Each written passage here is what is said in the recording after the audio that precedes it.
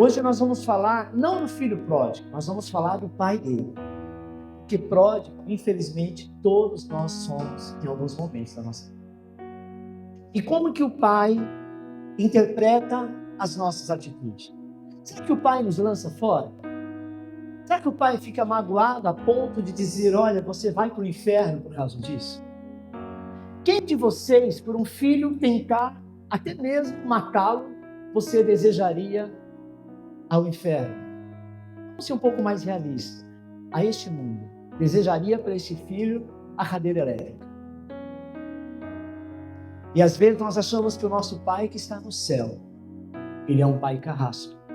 Vamos ler. Está escrito em Lucas capítulo 15, versículo 11. Acompanha comigo no quadro. Jesus continuou. Um homem tinha 2 filhos. O mais novo disse ao seu pai, pai, quero a minha herança, quero parte da minha herança. Assim, ele repartiu suas propriedades entre eles. Não muito tempo depois, o filho mais novo reuniu tudo o que tinha e foi para uma região distante. E lá desperdiçou seus bens vivendo irresponsavelmente. Vivendo irresponsavelmente. Em algum momento você já foi irresponsável? Precisa responder. Depois de ter gasto tudo, houve uma grande fome em toda aquela região e então ele começou a passar necessidade. Por isso foi empregar-se com um dos cidadãos daquela região, que o mandou para um campo a fim de cuidar de porcos. Só um detalhe, era uma humilhação para um judeu cuidar de porcos. Porque o judeu não come carne de porco porque ele entende que é um animal imundo. Então naquela época da lei, era muito humilhante alguém cuidar de porcos. E como se não bastasse, olha o que diz o versículo 16. Ele desejava encher o estômago com as vagens de alfarrobeira que os porcos comiam, mas ninguém lhe dava. A humilhação chega ao estado pior, amado.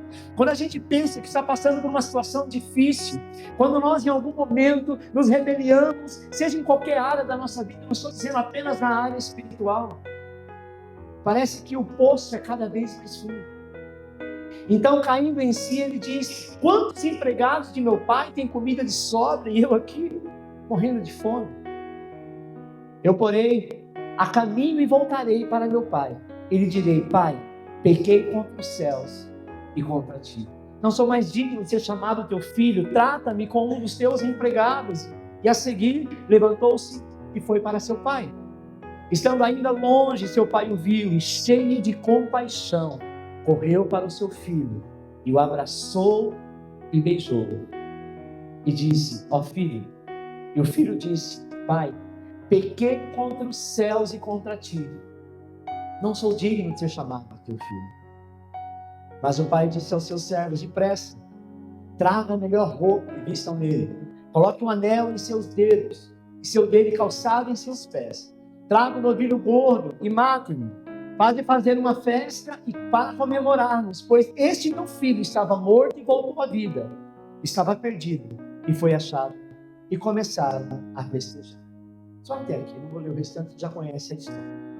É interessante, amado, que nós muitas vezes costumamos ouvir de uma outra forma essa ministração, para falar a respeito da atitude errada do filho pródigo. Que todo mundo conhece a mensagem.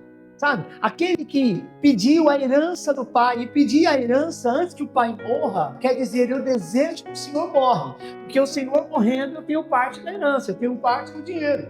E o Senhor assim fez. Usamos também, amado, para falar sobre alguém que talvez tenha se afastado da presença do Senhor. Esse texto é usado para tudo isso também. E que a pessoa precisa voltar? Sim, está certo, é correto. Mas só que o principal foco de Jesus aqui não era o filho pródigo. O principal foco de Jesus aqui era a atitude de pai. E quais foram essas atitudes? Preste atenção. O seu Deus não é um Deus carrasco. Porque se ele fosse um Deus carrasco, ele não morreria antes mesmo de você nascer para pagar com o seu. Às vezes nós chegamos a imaginar, e o diabo às vezes coloca na nossa mente da seguinte maneira: se eu errar e Jesus voltar, eu vou para o inferno. Essa é a pior mentira que o diabo tem colocado na cabeça de muitos cristãos. Uma vez filho, filho para sempre. Sabe por quê, amado? Porque não existe ex-filho. Existe ex-mulher, ex-marido que não deveria, mas existe. Ex-amigo, ex-colega, ex-patrão, mas não existe ex-filho. O seu filho pode dizer chateado com você a partir de hoje, mãe, não é mais minha mãe, pai, você não é mais meu pai. O pai pode dizer para o filho, a partir de hoje, você não é mais meu filho. Ele pode fazer o que for. Você pode ir para onde for, quiser o DNA, está lá. O seu DNA é exatamente o DNA do seu pai. O dia que você levantou a mão e aceitou o Senhor Jesus, o seu DNA foi mudado. Ele continua o DNA da sua família, mas há um DNA celestial que está gravado dentro do seu corpo, dentro do seu organismo e corre pelas suas veias todos os dias. E cada vez que você se torna um filho pródigo, ainda que por um pensamento, por um instante, por um segundo qualquer, fique em paz, porque quando você reconhece e arrepende, como esse rapaz, o Pai sempre vai estar de braços abertos para ti. É claro que nós não devemos fazer isso, amado, na prática. Talvez fala, pastor, você ensina isso e de certa forma as pessoas vão estar pecando. Deixa eu te dizer uma coisa, independente do ensinar ou não, pecado infelizmente vai bater na sua porta a todo segundo. Todo dia você tem pensamento mal, o dia inteiro você tem pensamento mal. Ou será que acontece só comigo? É claro que nós lutamos para isso, como também existem desejos, sabe, humanos na sociedade que não deveria existir. Desejos que você tem de vingança da pessoa que te maltratou, deseja que ela seja mandada embora. Algumas pessoas cometem até, sabe, o absurdo de desejar a morte do outro porque estava com raiva, mas passou a raiva e não quer mais essa morte. Você que é ser humano, cheio de mania, cheio de fraqueza, cheio de erro, você se arrepende e não quer que o outro se prejudique. Imagina Deus. Jesus, quando estava no alto da cruz, ele diz, Pai, perdoa-os. Eles não sabem o que fazem. Sabe, amado? Ele quis a sua herança adiantada. E quando ele fez isso, é como ele dissesse, Pai, já que o Senhor não morre, infeliz, eu quero ir para o mundo. Eu sempre vivi nessa fazenda, eu sempre trabalhei aqui. Eu quero fazer algo diferente. Eu quero zoar, eu quero beber, eu quero usar droga, eu quero me prostituir, porque a vida inteira eu nunca fiz isso, e agora eu quero ter o prazer de fazer, Pai, só que eu preciso de dinheiro. Sabe o que o Pai fez? Não discutiu. Talvez se você fosse esse pai, você prenderia ele, talvez, sabe, em algum lugar da tua casa, deixaria de castigo e falar, do meu dinheiro você não vai ter um centavo. Deixa eu te dizer uma coisa, meu irmão. O Deus que te chamou, Ele te ama, até mesmo no momento que você quer errar. Ele te dá liberdade de errar, porque você sabe que Ele é Deus. E no momento certo você vai se arrepender. E aonde Deus vai estar? De braços abertos, dizendo, bem-vindo. Sabe, amado? Só para completar, ele ainda saiu de casa, foi gastar todo o dinheiro que o pai tinha dado, gastar com prostituta, com tudo isso que você já conhece.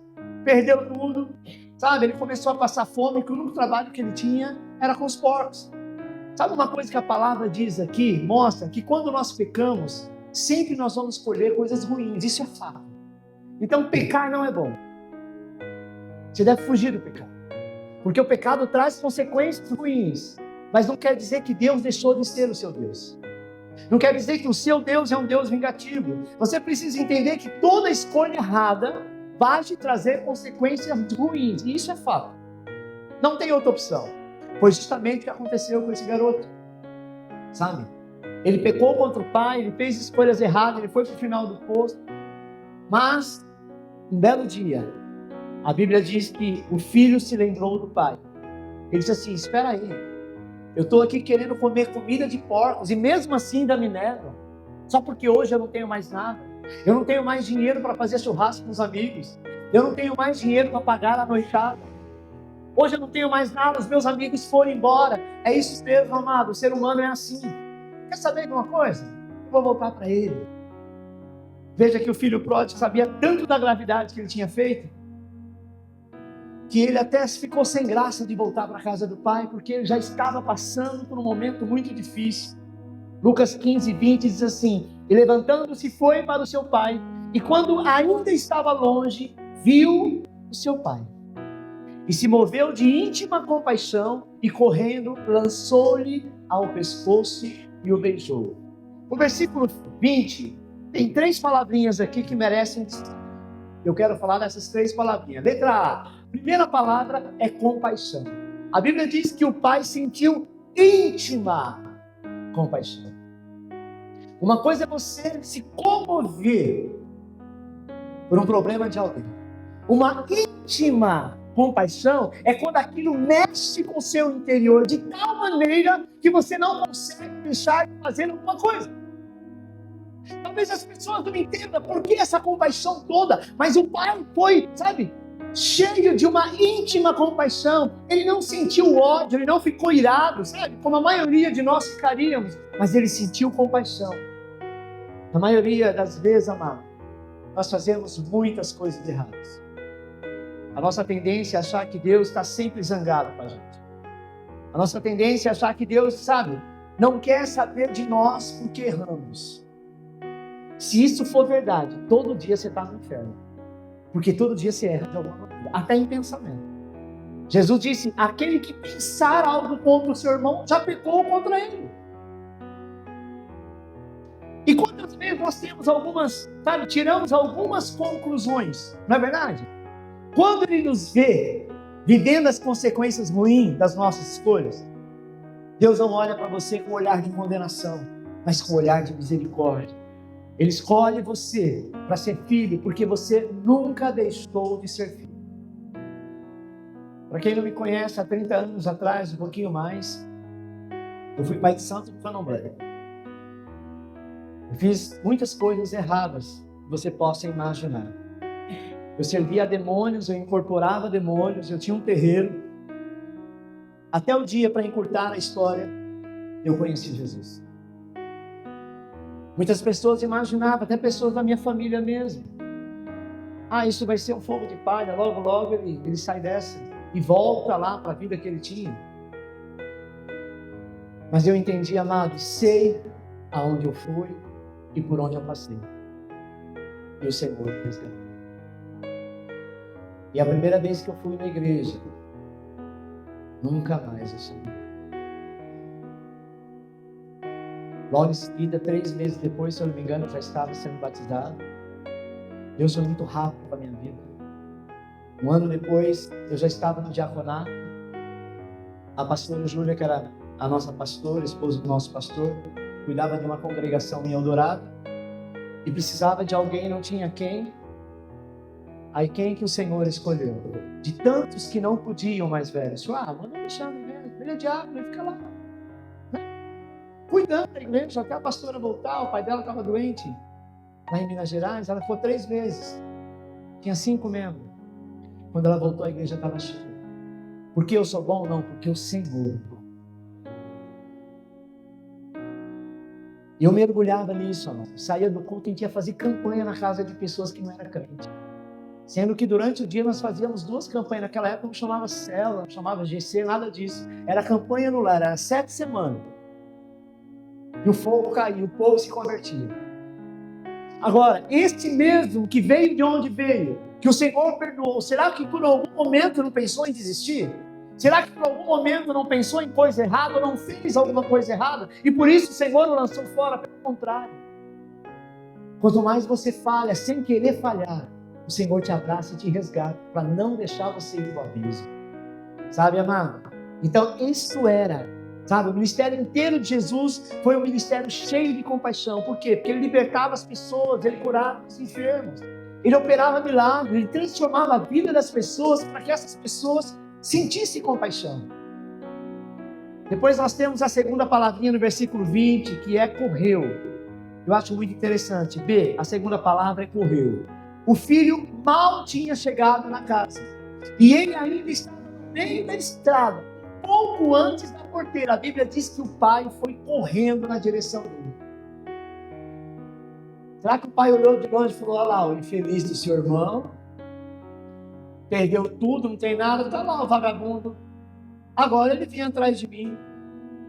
Talvez se você visse um pai falando isso, você até iria se comover por tudo que esse filho fez com o pai. Mas essa pessoa a quem Jesus estava dizendo o pai, ele estava falando de Deus. Essa era uma palavra que ele estava contando a respeito de Deus.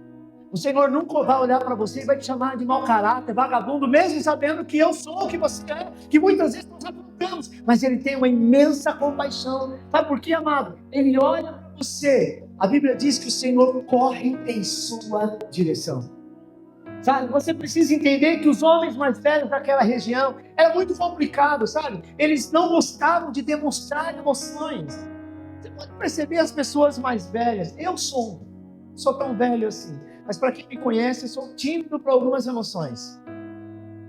Mas as pessoas mais velhas, elas são mais, sabe, reservadas. E com isso, amado, o que ele faz? Até hoje, lá no Oriente Médio, é assim, na cabeça deles, demonstrar sentimento é sinal de fraqueza, principalmente para o judeu. Aqui a gente vê um senhor correndo em direção a um filho, no meio de um monte de funcionários da fazenda, que todo mundo sabia o que ele fez, só que tem mais. O pai, além de correr em direção do filho, a Bíblia diz que o pai agarrou o filho pelo pescoço, o enforcou. Enforcar não quer dizer que ele queria matá-lo, não. Mas ele dá um abraço tão forte que o filho não tinha por onde sair. E beijou, e beijou, e beijou. Essa é a terceira palavra. Ele agarrou o filho e o beijou. Aquele rapaz que estava fedendo a porco. Essa terceira palavrinha, beijou, amado, no original grego tem basicamente duas expressões para falar a respeito disso. Você tem uma que se refere ao beijo normal, como se fosse um cumprimento, e tem a outra que se refere, que é usada no sentimento de cobrir uma pessoa de beijo. Qual delas você acha que o pai fez? Ele cobriu aquele garoto de beijos. Sabe? O pai pegou aquele menino, todo fedido de porco, sujo, suado de tanto andar, cheio de terra, abriu a porteira da estrada, cobrindo-lhe de beijo. Depois de cobrir o rapaz de beijo, o pai ainda levantou, sabe, se levantou, né, porque ele se abaixa para beijar também, e leva o filho para trocar a roupa. Você vê no texto, em algum momento, o pai dizendo assim: filho, por onde você andou? O que você fez com o dinheiro que eu te dei? Em algum momento ele fez isso? Não. Mas a Bíblia diz que ele colocou sandália nos pés dele, um anel no dedo. Sabe o que significa um anel no dedo naquela época? Era um cartão black, platino. É como se o pai deixasse um cartão Infinity na sua mão e dissesse: a partir de agora, seu dinheiro acabou, esse cartão não tem limite. Isso é perdão. Perdão não é aquilo assim: olha, eu vou te dar, mas apenas com um limite de R$350. Ele deu um cartão que era um anel. Quando se colocava o anel naquela época, o carinho era um anel. Se tivesse o carinho daquele fazendeiro, qualquer pessoa vendia, ainda que fosse casas ou fazenda, não tinha limite. O pai coloca o anel, coloca a sandália nos seus pés, simbolizando a proteção, fez uma festa de boas-vindas. E aqui nós encontramos mais uma característica de Deus. Sabe, amado, não importa como você está, não importa se você está sujo, cheio de poeira, Ele sempre vai estar de braços abertos para te proteger. Não aceite que ninguém fale de você como qualquer um. Você não é mais qualquer um. Um dia alguém me parou, eu tinha mais ou menos 1 ano e meio já de crente. Eu encontrei algumas pessoas que eram do Candomblé. Me falou: aí o crentinho, ele acha agora que está salvo. Não tinha muito conhecimento da palavra, mas o Espírito Santo me encheu na hora. Eu falei: não acho, tenho certeza. Eu estou salvo, você pode ser também. Ah não, para mim não tem mais jeito. Para mim também não tinha, até que o Senhor. Sabe, irmão, sinceramente, o que aquele filho merecia, depois de tudo que ele aprontou, talvez ele merecia tomar uma surra do pai, como muitos fariam. Merecia talvez que, sabe, fosse falado para ele um monte de barbaridade. Sinceramente, o filho não merecia tudo aquilo que conquistou, tudo que ele aprontou. Ele merecia muitas coisas ruins. Ele merecia ficar de castigo, sim ou não? Ele merecia trabalhar na fazenda de graça até pagar tudo que ele tinha gasto, sim ou não? Ele merecia um monte de coisa, menos voltar para a casa do pai. Merecia tudo isso. Mas eu quero te dizer uma coisa, amado. O que aqueles soldados romanos mereciam quando estavam batendo em Jesus. Se você vê o filme Jesus, o filme mostra uma parte, mas a realidade é muito pior. Não dá raiva daqueles soldados? Quem assistiu a Paixão de Cristo mostrou basicamente o que realmente aconteceu com Jesus. Das suas costas, os ossos apareciam. E eles debochavam, riam, cuspiam. Imagina o pai que está no céu, olhando para o seu filho amado, Jesus Cristo, passando. Se Deus fosse um Deus de vingança, ele não precisaria fazer nada. Ele simplesmente paralisava todo mundo ali e morria na hora. Deus tem poder para isso? Claro que tem. Mas o Senhor é infinitamente misericordioso. Jesus era o próprio Deus encarnado. Quando ele olha para aquele povo, ele diz: Pai, perdoa-os. Eles não sabem. O que as pessoas gritavam, crucificam, mereciam um monte de coisa. Mas Jesus resolveu dar a nós o que nós não merecíamos, que é o perdão. A primeira palavra que Jesus lá em cima, na cruz, disse foi: Pai, perdoa, porque eles não sabem o que fazem. Olha para a pessoa que está do seu lado e diz assim: isso é graça de Deus. Sabe, amado, misericórdia é deixar de receber o que nós merecemos. E graça é receber aquilo que nós não merecemos. Você está entendendo? Você não merece. Eu não mereço. Nós não merecemos. Vós não mereceis. Eles não merecem. Mas o Senhor nos deu, nos dá, está sempre pronto para nos abençoar. Mais do que qualquer outra coisa. Toda essa passagem de Lucas revela a nós a graça do amor do Pai pelo Filho. Aí você fala: mas o Pai tinha amor por Jesus. Não. O Pai tem amor por mim e por você. Jesus foi a revelação da graça. Tá, meu irmão? E mais do que isso, revela a graça e o amor que Deus tem por nós. Nós estamos diante de um Deus justo. Então hoje eu quero falar exatamente isso, sobre o amor do Pai. Não quero falar do que o pródigo fez, porque as atitudes que ele tomou, talvez eu e você agiríamos de uma forma diferente se fosse conosco, mas o que nós temos que nos atentar é que o Pai fez. O Pai é justo. Então não aceite mais ninguém falar da sua vida, mesmo quando você escorregar e cair. Sabe, amado, tem gente que escorrega e cai e todo mundo vê. Esse é fácil jogar na pedra. Aqueles que caem e ninguém vê. Está com cara de santo. Não julgue para não se julgar. Eu acho que a melhor coisa que aconteceu comigo e com a minha esposa foi a gente ter ido para a América. Porque lá nós não tínhamos igreja. Ia numa igreja, começamos na primeira, não nos adaptamos. Não, começamos uma assembleia que era uma parente da minha esposa, só a graça. Aí fomos para uma outra igreja chamada Catedral de Adoração. Foi a que mais se aproximou do que é a nossa igreja. Nesse meio tempo nós fomos para a Flórida. Na Flórida conhecemos a videira. Imaginamos, aqui vai ser bom, mas uma videira não é igual a outra. É como um iape, não é igual a outra iape. São todas a mesma linhagem, mas uma quadrangular não é igual a outra quadrangular. E aí fomos convidados, por último, para ir para a Adebras, Assembleia de Deus, Ministério do Brás. Quando saímos de lá, nós estávamos nessa igreja e o pastor me convidou para fazer parte do ministério, para ser pastor. Lá já tinha vários pastores, mas pastor da família. Pastor conselheiro, por ser um pouco mais velho, minha esposa, embora que não pareça. Mas eles entenderam assim, né? Mas não ficamos muito tempo, que foi o tempo exatamente que o Senhor já estava para a gente voltar.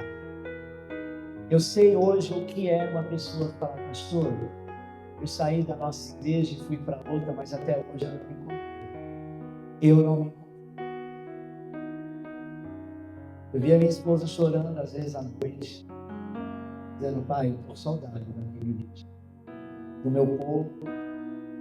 Não que eu não tivesse, mas como pai, como marido, a gente tenta ser um pouco mais firme, embora que as lágrimas também desciam.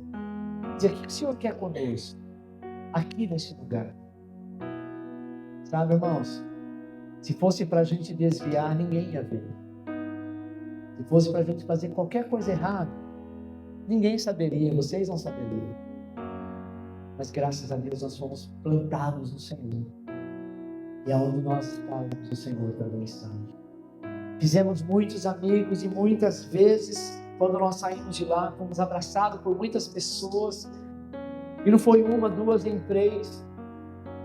Eu até acreditei no que eles falaram. Pastor, é muito estranho, porque assim, nós não te conhecemos há muito tempo, mas o seu abraço nos traz conforto, nos traz paz. E eu tive certeza que aonde nós estamos, o Senhor está. Sabe, amado? Tem a sua parte maravilhosa, bacana, sabe, você emigrar para uma outra nação, falar uma outra língua, conhecer novos povos, mas nada está. Eu sempre disse isso, né? Nós sempre gostamos de viajar. Isso aqui já viajou conosco. Quantas vezes nós fomos para hotéis maravilhosos, mas a maior alegria é quando passar uma semana a gente volta para a nossa cama, para o nosso travesseiro. Não é verdade? A melhor coisa é quando você tem a liberdade de lidar com a sua família. Pode ter todos os defeitos, mas é sua família. Agora, olhando para você, talvez você tenha defeitos na sua família. Pessoas talvez muito difíceis no seu trabalho, mas lembre-se de uma coisa, o Senhor é contigo. E há aquele que se levantar contra a sua vida. Deus colocará a parte, nem Deus vai matá-lo nem castigá-lo, que Deus é misericordioso. Mas o Senhor será um exército, será como uma torre forte ao seu lado. Sabe, amado? Nós estamos diante de um Deus justo, sim, também diante de um Deus de amor, graça e bondade. Tenho certeza, todos os dias, o Senhor tem te abençoado com toda sorte de bênção. Todos os dias, Deus tem ministrado no seu coração algo novo, algo maravilhoso. Lembre-se, o Pai jamais vai te deixar. Jamais. O Pai jamais vai dizer para você, olha, eu não quero mais saber de você porque você fez isso, você fez aquilo, sabe? Porque você deixou de orar, porque você deixou de dizimar, porque você deixou de ofertar, porque você deixou de jejuar, porque você deixou de vir à igreja. Amado, tudo isso é só benefício para nós. Deus não se beneficia em nada. A única coisa que Deus se beneficia em nós é o amor que Ele tem por mim e por você, que é inexplicável. É melhor estar com o Senhor um dia do que 1000 em qualquer outro lugar. Sabe, eu entendo assim, toda igreja tem problema, isso é fato, amado. Toda igreja tem problema. Sempre toda igreja tem aquele momento que você fica angustiado, que você fala, não sei, no começo era tão bacana, agora está meio frio, agora está meio esquisito. Nem todo dia é dia de festa, é dia de casamento. Nem todo dia é dia de churrasco. Vai ter dia que vai ser arroz, feijão e chuchu. E você vai ter que comer como se fosse um filé mignon. Sabe por quê? Porque Deus, Ele não está nisso. Ele não está naquilo que te traz alegria ou que enche os teus olhos. Mas Ele está no momento que você diz assim, Pai, eu sei que eu não estou sentindo nada, mas a Tua palavra diz que aonde estiver 2 ou 3 reunidos na Tua presença, ali o Senhor está. É muito ruim você ir numa igreja e naquele dia não foi quase ninguém. Não dá uma impressão de desprezo? Dá a impressão que a palavra não fluiu, o louvor não fluiu, sabe, a unção não chegou? Não é verdade. É porque nós somos muito sentimentalistas, somos muito emotivos e às vezes nós queremos pessoas. Isso é bom, amado. Isso é tão verdade que se você for numa loja, todas as lojas estão vazias, mas se tiver uma que tem fila, você não sabe nem o que está vendendo. Você entra na fila e fala, o que estão vendendo? Qual é a promoção? Porque Porque a gente gosta de gente, de pessoas. O Senhor é a mesma coisa. Então, firme os seus pés no lugar onde o Senhor te chamou, para que o inimigo não encontre brechas. Deixa eu te dizer uma coisa, e isso é verdade. Teve uma vez que eu estava em Canela, que estava nevando muito, eu não conseguia dormir, eu comecei a orar, eu senti uma opressão muito grande, minha esposa já estava dormindo, e eu senti essa opressão, amado, e eu comecei a falar: Senhor, eu não estou tendo nem força para orar. Ao mesmo tempo que eu queria ficar naquele lugar, ao mesmo tempo eu queria ir embora. E o Senhor disse assim: fiquem em paz, porque neste momento tem várias pessoas que o meu Espírito tocou e eles estão intercedendo por isso. Aquilo me trouxe uma alegria, mano. A expressão de choro foi inundada por um sorriso, por uma alegria. A falta de sono, o sono dele. E isso o Senhor falou comigo e disse assim: quando você tiver oportunidade, fale para a igreja. No momento em que eles estiverem mais angustiados, é o momento que eu levanto intercessores. Quantas vezes você está aqui na igreja ou na tua casa orando e passa alguém na tua mente? Sim, não.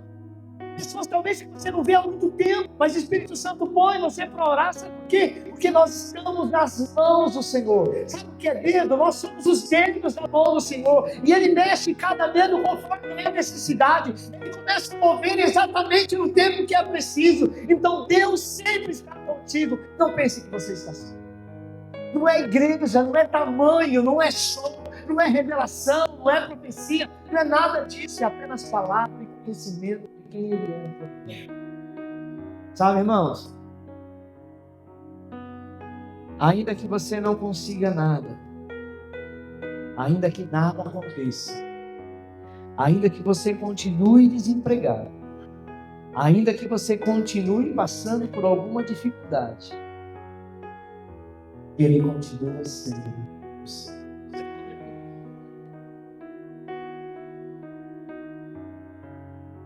Ainda que a figueira não floresça, tenha certeza que amanhã seu alimento vai estar lá. Você já viu o bebê?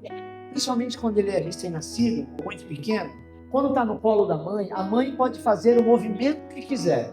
Mas dependendo da mãe, vai passar por uma outra pessoa, ainda que ele está dormindo. O que acontece com o bebê? Ele se assusta, porque não é o colo do pai, não é o colo da mãe.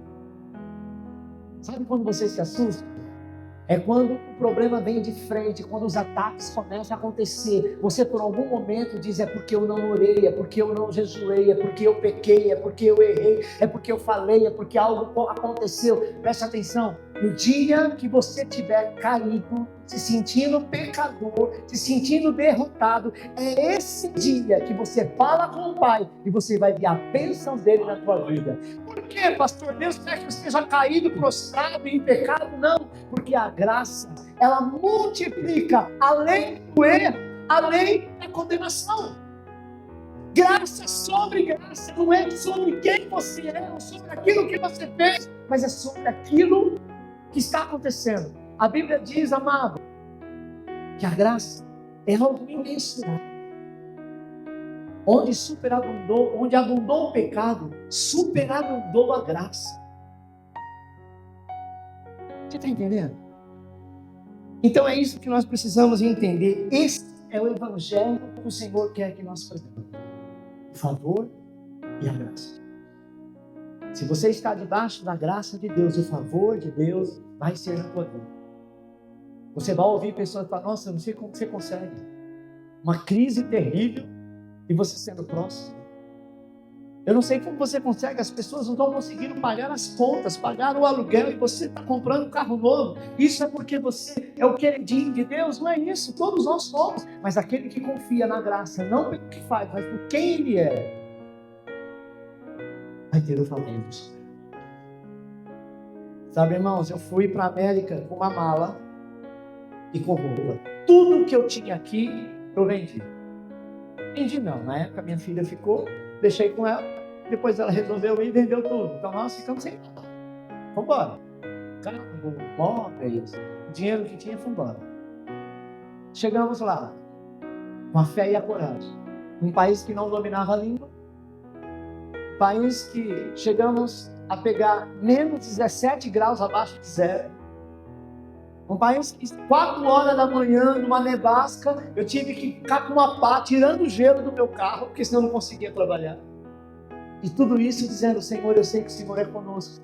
Nunca nos faltou nada. Nós tivemos 2 carros, dentre eles o carro zero.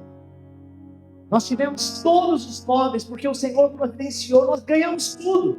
O dia que nós falamos, passou um ano, não vamos mais ficar aqui em Canela, que chega de frio, vamos para a Flórida. E aí nós resolvemos mudar para Orlando.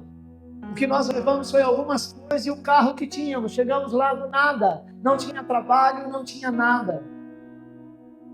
Quando eu saí de lá agora, eu doei tudo que eu tinha. De graça recebi. De graça. Teve uma moça que não tinha quase nada lá na igreja da Debras. E quando a Beth falou das coisas, ela falou, mas, mano, quanto você vai cobrar, né? Para ver se eu tenho condição. Não vou te cobrar nada, mano. Como assim? Não vou te cobrar nada. Deu cama, deu televisão, tudo. Sofá, tudo. E dissemos assim para ela, da mesma maneira que Deus nos abençoou, nós queremos Jesus. Sabe, amado? Confia no Senhor. Não tem a ver com o governo. Não tem a ver com partido. Não tem a ver se é dólar, se é euro, se é franco suíço. Não tem a ver se é real. Tem a ver que Ele é o meu Pai. E toda vez, todos os dias que você voltar para Ele, porque infelizmente todos os dias, às vezes nós desviamos dele, ainda que seja por um segundo, que você voltar para Ele, Ele vai estar sempre de braços abertos, te cobrindo de beijo e dizendo, seja bem-vindo, meu. Você estava morto e agora você reviveu. Sabe, querido? E naquele dia nós vamos ouvir do Senhor, bem-vindo, filhos de meu Pai, entra para o gozo de Deus. Esse dia está chegando, Jesus está às portas. Vamos ficar de pé. Aleluia. Eu quero orar por você.